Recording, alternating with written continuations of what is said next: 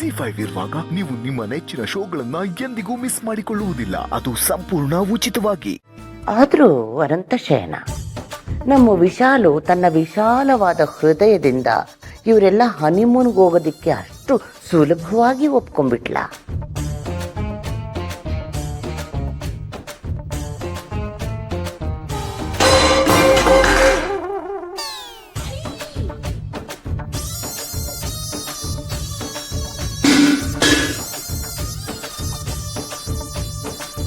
ಅಯ್ಯೋ ಕಾಂತಮ್ಮನವ್ರೆ, ಅವಳು ಸುಲಭವಾಗಿ ಎಲ್ಲಿ ಒಪ್ಕೋತಾಳೆ? ಒಪ್ಸಿದ್ದೀನಿ.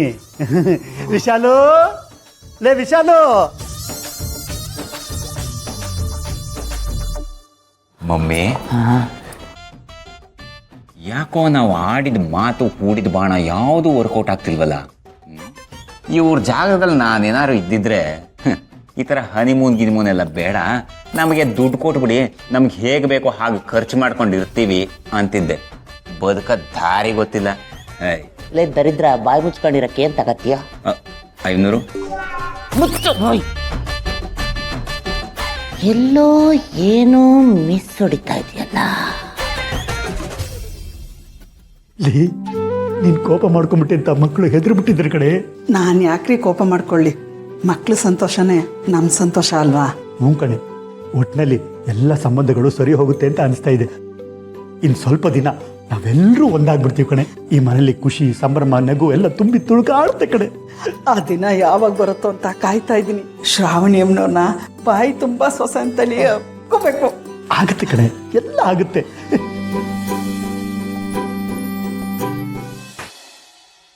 ರೀ ರೀ, ಹಾ ಬಂದೆ. ಏನೇ? ತಗೊಳ್ಳಿ, ಇದನ್ನೆಲ್ಲ ತಂದ್ಕೊಡಿ. ಇದೇನೇ ವಿಶಾಲು?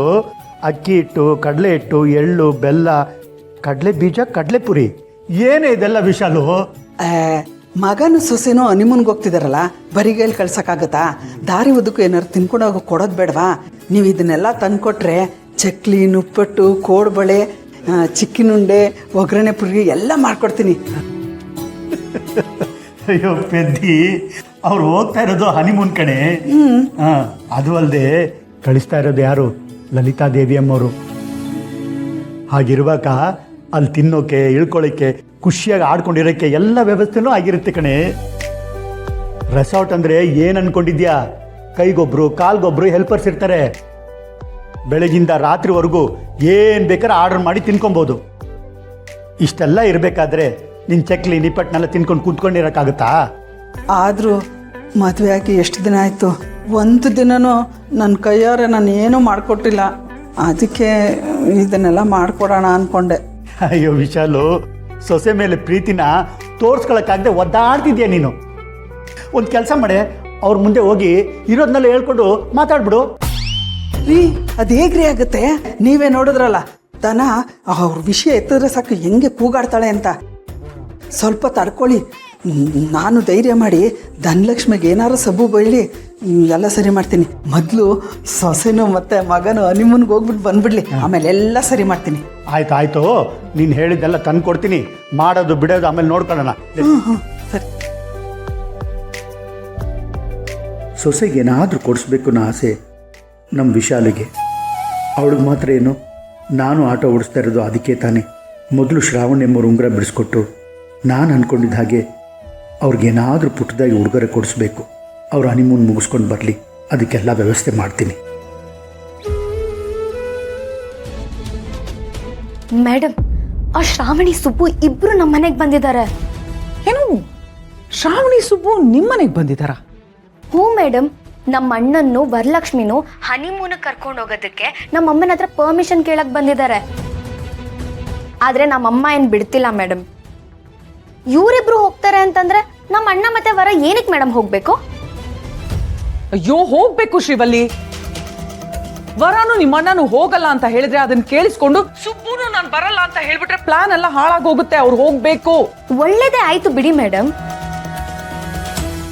ಅವರಿಬ್ರು ಹನಿಮೂನ್ಗೆ ಹೋಗದೆ ಇದ್ರೆ ಅವರಿಬ್ರು ಹತ್ರನೇ ಆಗಲ್ಲ, ಮನೇಲೆ ಬಿದ್ದಿರ್ತಾರೆ. ಅದೇ ನೀನ್ ತಪ್ಪು ಮಾಡ್ತಿರೋದು. ನೋಡು, ಹತ್ರ ಆಗ್ಬೇಕು ಅಂತ ಅನ್ಕೊಂಡಿರೋರು ಕಾಡಲ್ಲಿದ್ರು ಹತ್ರ ಆಗ್ತಾರೆ, ಒಂದು ಚಿಕ್ಕ ರೂಮ್ ಅಲ್ಲಿದ್ರು ಹತ್ರ ಆಗ್ತಾರೆ. ಆದ್ರೆ ಅವ್ರ ಗಂಡ ಹೆಂಡತಿ ಅಲ್ಲ ಅಂತ ಪ್ರೂವ್ ಮಾಡೋದಕ್ಕೆ ನಮಗೆ ಇದಕ್ಕಿಂತ ಒಳ್ಳೆ ಚಾನ್ಸ್ ಸಿಗಲ್ಲ ಶ್ರೀವಲ್ಲಿ.